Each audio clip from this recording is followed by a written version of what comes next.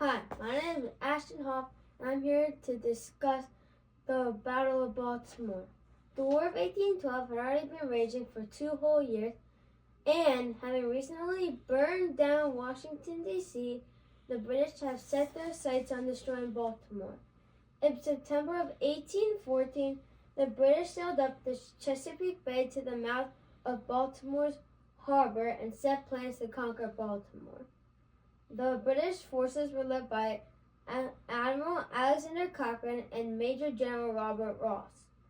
Baltimore had 2 years to prepare and set up batteries along the shore and placed chains and sunken boats blocking off the inner harbor. Admiral Cochrane and General Ross devised a plan where Ross's troops would land at North Point and march upon the city, while Admiral Cochrane would lead his ships to a naval bombardment of Fort McHenry and ultimately the city of Baltimore. Now let's head to Hampstead Hill, which is now called Patterson Park, to get more information.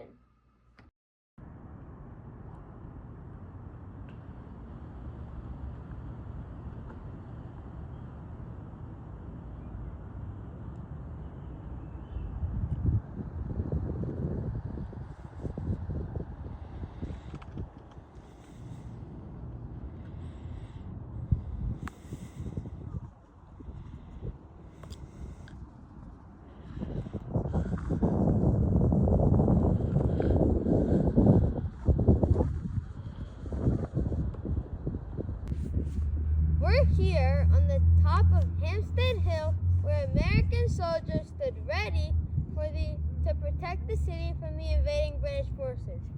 Major General Samuel Smith got a militia from Delaware, Maryland, Virginia, and Pennsylvania.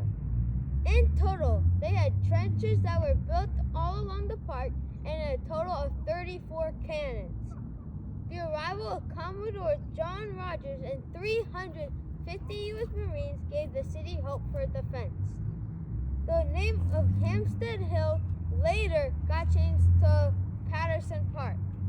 After the fire in Baltimore in 1904, they dug up more cannons from the War of 1812 when they were cleaning up from the fire. Now that we've gotten some information over here, let's head over to North Point to get some more. We're here at the North Point Peninsula, where the British troops landed to take control over Baltimore. The Americans drafted every white male from 16 to 50 into a city force led by Major General Samuel Smith. Major General Samuel Smith sent out a small cavalry unit led by James Byes to watch for any landing parties, which gave General Smith more time to make the militia troops look much bigger than it already was. Major General Samuel Smith ambushed Ross's troops, which eventually led to Ross's death. When Ross was killed, his men went into panic mode, and so Colonel Arthur Brooks took over. The Americans eventually got outflanked by the British and had to fall back to Hampstead Hill, but not before they killed many British troops. Now, let's go over to Fort McHenry to get some more information.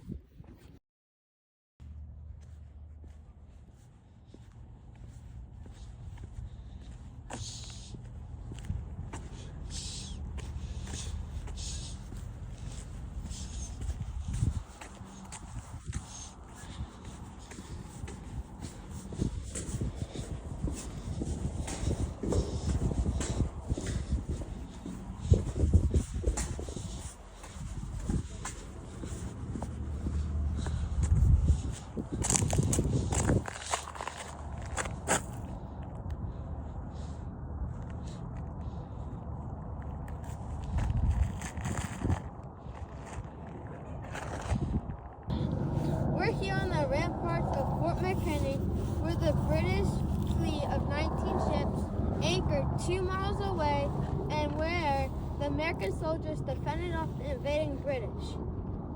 Major General Armistead and Captain Joseph Nicholson looked through the spyglass to see one fleet of 19 ships. The volcano launched 200 pounds of explosive shells at the fort, and so did the other 4 ships and the rest of the fleet. The ground started rumbling from all the rockets that were fired. Major General Armistead mounted a parapet and ordered the soldiers to return fire at the British. Several British ships were hit and damaged. The British moved out the Americans' range, but their shells could still hit the fort, which made a distressing disadvantage for the Americans. They were waiting to be blown to smithereens, but a miracle happened, and the shell that was launched did not explode. Francis Scott Key wrote the Star-Spangled Banner. He wrote the Star-Spangled Banner's lyrics, and it was a poem before it became a song and anthem. When Francis Scott Key was returning, he saw the American flag still flying on Fort McHenry, so he got inspired to write the Star-Spangled Banner. Now let's hear from an expert about the flag that flew over Fort McHenry. Let's meet Scott Sheds, who will give me more information. Hi, my name is Ashton Hoff, and I'm here at Fort McHenry with Scott Sheets. Scott, can you tell me more about yourself, please? Well, Austin, I started here many years ago in 1978, and as a park ranger, and I worked here for almost 40-some years. I retired in 2016. Now, my job here as a National Park Ranger, it was to take care of the fort and read as much about Fort McHenry's history as I can. So I spent a lot of time in the libraries reading books. And then I take that information that I get out of the books and what I learn about the architecture, the soldiers, what was the War of 1812 all about, and then I write my own books and have those published. And so one of the things I do here at Fort McHenry as a park ranger, now I don't have my park ranger uniform on with the Smokey the Bear hat, but what I do have is this. This is a coat, a militia coat that was worn during the War of 1812. It's a reproduction. And so this will give visitors who come to Fort McHenry to learn about the War of 1812 what a militia soldier looked like. So if you lived here in Baltimore in 1814, you would probably wear something like this and come down here to Fort McHenry to train, to be a soldier. And that's where we are right now in one of the barrack rooms. This is over 200 years old. This is where the soldiers lived and slept here. So what we're going to do, we're going to go through some questions that you asked of me, and we'll go from there. How's that? That sounds good. Okay. The first question is, did the flag that flew over Fort McHenry look the same as the first flag that was made in 1777? It's a little bit different. The flag of the American Revolution, Fort McHenry played a part in that as well, it's been described as a 13-stripe flag with 13 stars in a circle. And that's the most popular flag that people are familiar with, the flag of the American Revolution. My second question is, what do the colors and stars on the American flag mean? The stars on the flag, and the answer to that is in the Continental Congress. And then you read the words in the Continental Congress when George Washington was president. They specified what the stars mean. The stars is the stars in the new sky, in the new universe. It's those 13 stars represent 13 individual colonies. So it's the new part of the new constellation. Now the red, white, and blue comes from the signing of the Great Seal of the United States, which George Washington came up with the idea. So on the Great Seal of the United States has the eagle on it, then it has United States of America, then it has some stars on it. That symbol is the colors of the red, white, and blue. Okay. My third question is, after the war, did Francis Scott Key return to Baltimore and live there? And if he did, how long did he live there? Francis Scott Key lived in Georgetown, Maryland. Now his house is no longer there, but there's a little monument there to say where his house lived. Now he was a very trained lawyer. He argued cases between the U.S. Supreme Court, so he was a very important guy. But he also was a very religious man of the Episcopal Church, so he wrote a lot of hymns that are still sung in church today throughout the country. So he's a very religious man, but he was a very good lawyer. And so what happened is a friend of his, Dr. Beans, was captured by the British right after they captured Washington, and Key went to President Madison. He went right to the door, knocked on the door, and said, I want your permission for me to go and get my friend Dr. Beans released. So he came to Baltimore and bought a small American boat and went out and tried to find Dr. Beans, who was being held on a British warship in the Chesapeake Bay.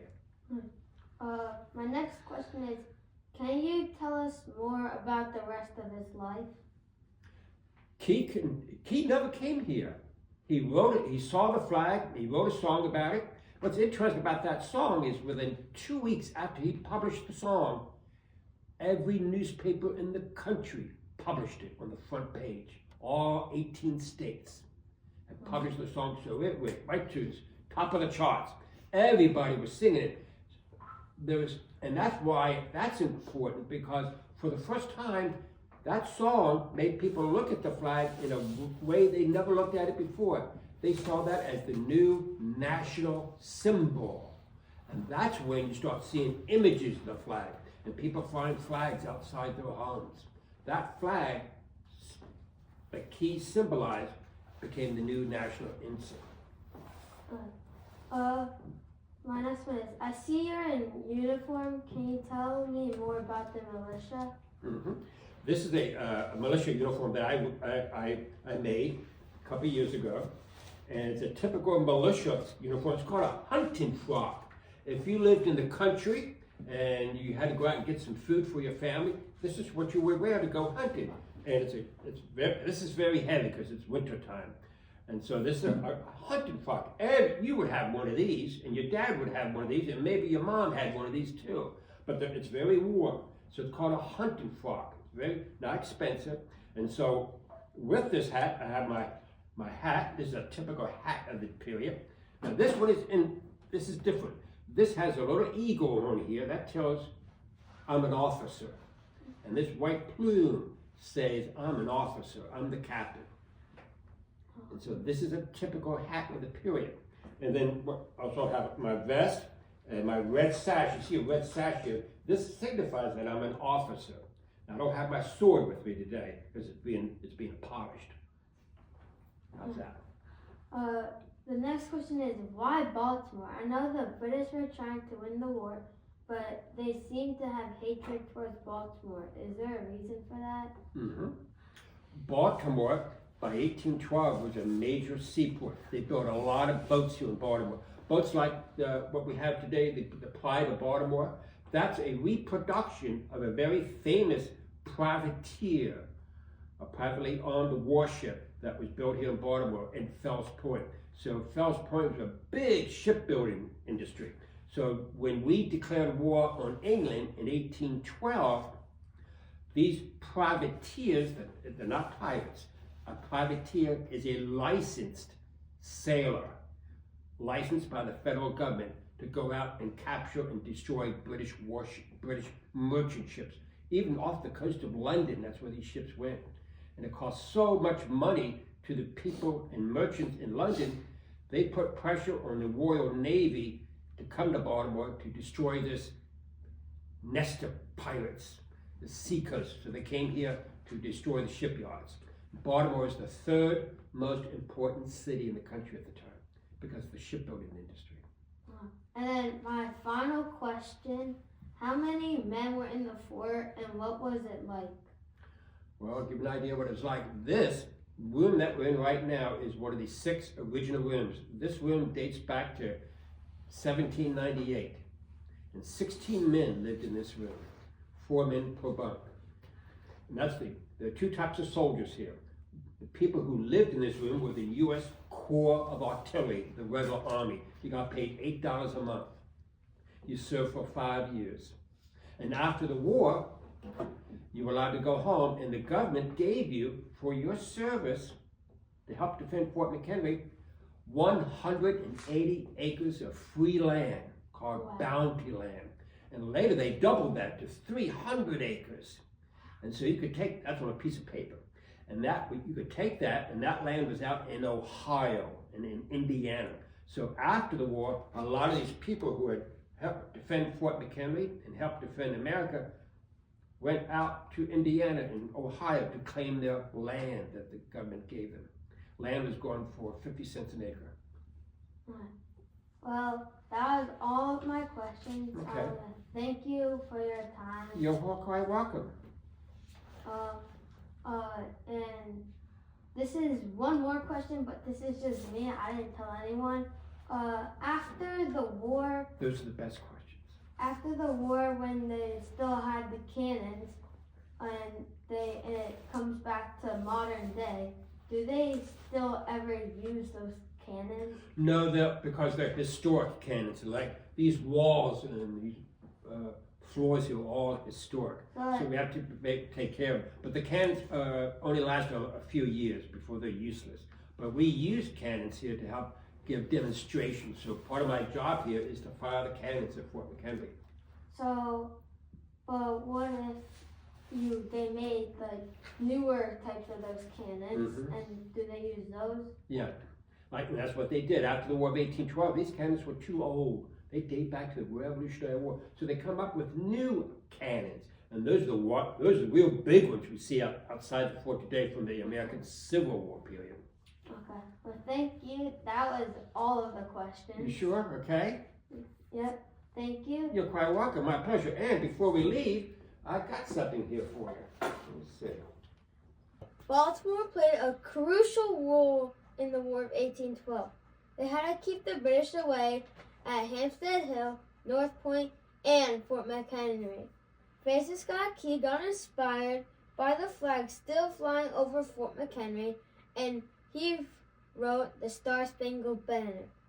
It was Baltimore's responsibility to protect and defend the city of Baltimore and the other cities from the invading British forces.